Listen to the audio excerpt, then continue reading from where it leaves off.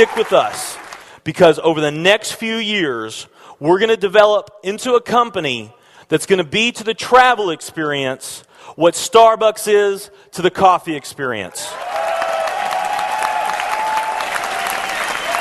WorldVentures is becoming a magnet for success because it's basically the nature of what we're all about. It's hard to believe how much ground we've covered in such a short period of time. You know, in our first year, we did about 15 million in sales, which is, pretty impressive for any young company. Our second year, we closed out right at $50 million. That's over a 320% increase in our second year. And we are totally convinced that we will clear in our third year $100 million. And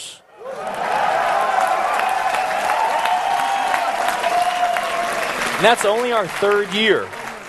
And I'll tell you what's going to happen much faster than you might imagine is that we're going to become a $1 billion company. And some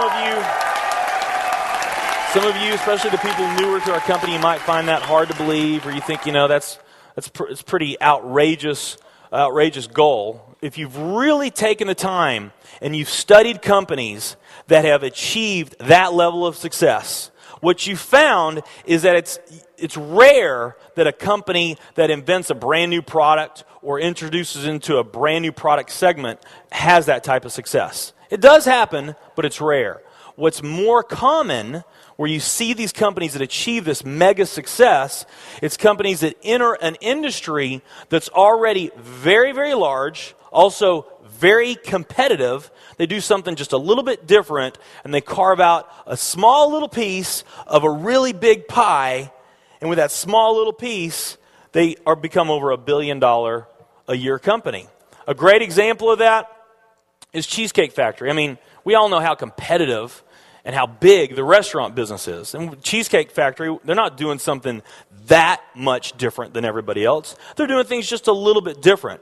But they are a super success in business today. One of my favorite examples is Starbucks. I mean, how long has the coffee industry been around, and how big is the coffee industry? Okay, I mean, how many companies sell coffee? Starbucks, doing it just a little bit different, they carved out their piece, and now they're a multi-billion-dollar company. And I got a little demonstration that I want to show you that I think is kind of fun.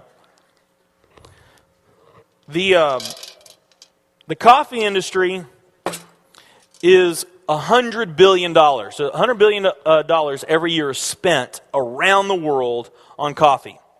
Each one of these gumballs represents $1 billion in annual sales.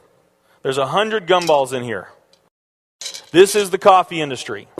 So Starbucks, if they want to, let's say they're brand new and they're starting out, and they've got this goal to become a $1 billion company, they need to carve out 1% of that pie. So they would need to have this much of that pie, 1%. So it's really, a small percentage of this overall pie. They've been more successful than that. Starbucks actually was able to capture 1, 2, 3, 4, 5, 6, 7, 8. They do about $8 billion in sales. That's a pretty significant portion of the entire worldwide global sales of coffee. Now, there's another industry that's actually quite a bit bigger that we talk a lot about, and that's the nutrition industry. The nutrition industry is $226 billion every year is spent on nutrition. So again, each one of these gumballs represents $1 billion in sales.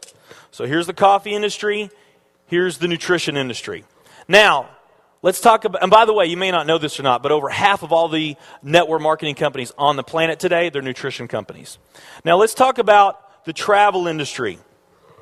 We need a bigger base here. All right.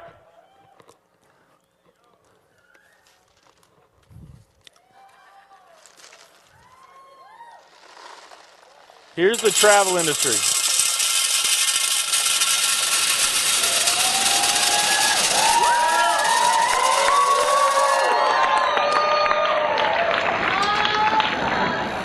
Pretty impressive, right?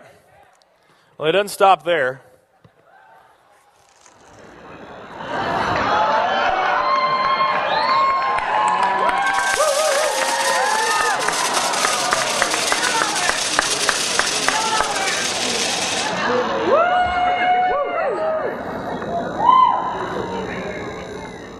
That's pretty big, right?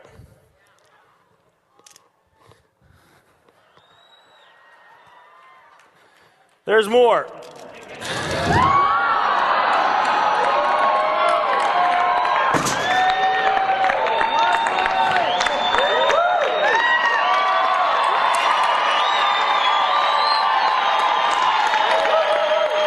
But wait, there's more.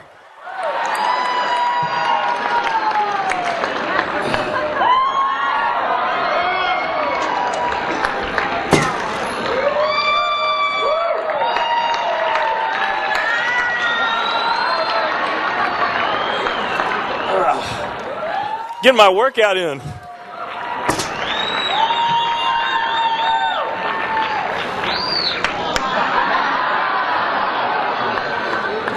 And one more.